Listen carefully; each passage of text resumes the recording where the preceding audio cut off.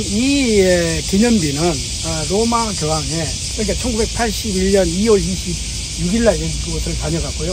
프란시스코 교황께서는 2019년 11월 24일에 이곳을 방문을 했습니다. 그것을 이제 기념하기 위해서 만들어 놓은 기념비라고 할 수 있겠습니다. 디에고의 고토라고 하는 것은 5개의 섬을 이야기하는데, 이 고토의 요한은 고해를 드리려고 온 예수의 회원 프란치스코 파시오 신부 앞에서 시원하게 예수의 입회가 허용되었다. 26명이 일반 형장이 아니라 나가사키 이 언덕을 니시자카, 지금 오늘 우리가 이렇게 오르락내리락 했던 이 언덕을 니시자카 언덕입니다. 처형되는 것이 이제 결정되자 거기에 연행된 니시자카 언덕이 성경에서 나오는 골고다 언덕을 좀 닮았다 하는 이유에서 니시자카 언덕을 처한 장소로 선택이 되었다. 이렇게 지금 우리가 이야기를 할 수가 있죠. 2월 5일날 시내에서 이런 혼란을 피기에 외출 금지령을 내립니다. 그럼에도 불구하고 그때 당시에 4,000명이 넘는 구름 군중이 니시자카 언덕에 모였다는 것을 볼 때 그때 상황을 우리가 이야기를 할 수가 있죠. 그래서 바오로 미키는 죽음을 눈앞에 두고 십자가 위에서 군중들을 향해 자신의 신앙을 정확하게 말합니다. 어떻게 말하느냐? 군중이 지켜보는 가운데 창으로 양쪽 겨드랑이를 찔러 죽게 되는데, 그때 오전 10시경인데 그들의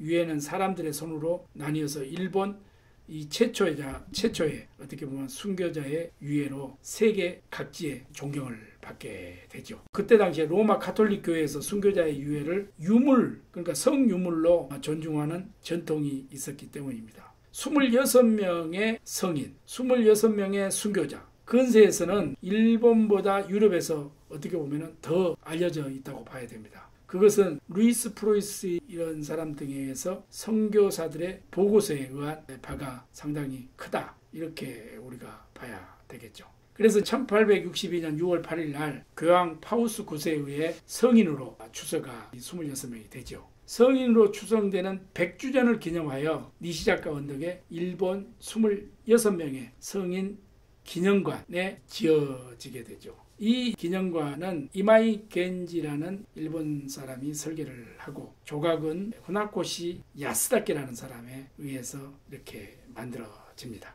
그래서 이 가톨릭 교회에서는 일본 26인의 성인 순교의 축일은 2월 5일로 잡고 있습니다. 이 26명 중에는 일본인 20명, 스페인 4명, 멕시코인 1명, 포르투갈 1명, 모두 남성이었죠. 이 중 신부는 3명, 수도사는 6명, 그리고 일본인 평신도는 17명, 이렇게 돼 있는데, 우리로 봐서는 아까 말씀드린 12살짜리의 어린아이는 조선에서 끌려온 우리의 후손이었다, 이렇게 우리가 봐야 됩니다. 그러면 이 16명은 도대체 어떤 사람들이냐? 성 프란시스코 기치라는 사람이 있어요. 이 사람은 원래 교토 출신이고 원래 목수였죠. 그리고 두 번째 사람은 성 코스메 다케라는 사람이 있습니다. 이 사람은 그때 당시에 38살인데 오아리 출신이죠. 칼을 만드는 장인이었고, 성 베드로 스케시로라는 사람은 교토 출신인데 그때 당시에 30살이었습니다. 그리고 성 미카엘 코자키라는 사람이 있죠. 이 사람은 2세 출신으로 당시 나이 46살이죠.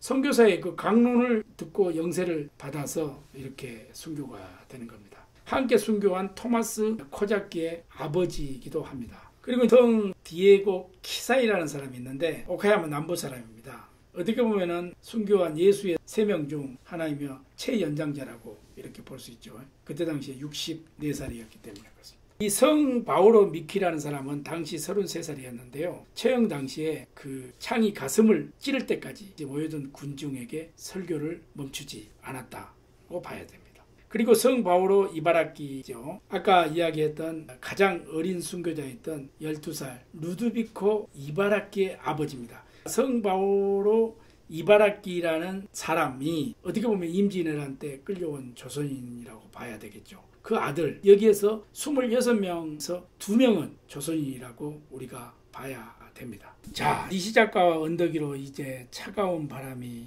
그때 불어오고 있었죠.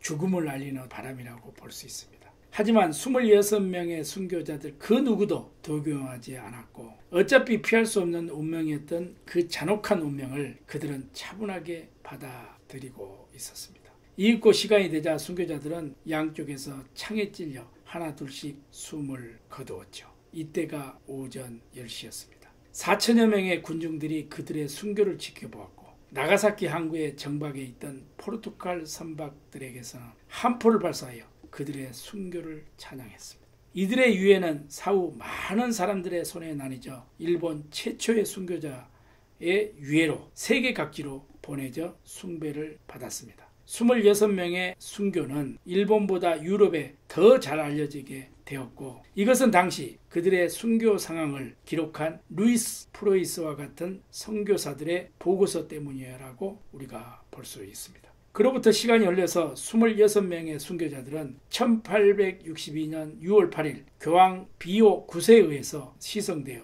성인의 이치에 올랐다. 이렇게 이해하시면 될 것 같고 다시 100년이 흐른 1962년 시성 100주년을 기념하여 그들의 순교한 이 시작과 바로 오늘 이 언덕에 일본 26명의 성인 기념관이 세워졌고 이 기념비가 세워졌다. 이렇게 우리가 이해하고 알고 있으면 될 것 같습니다.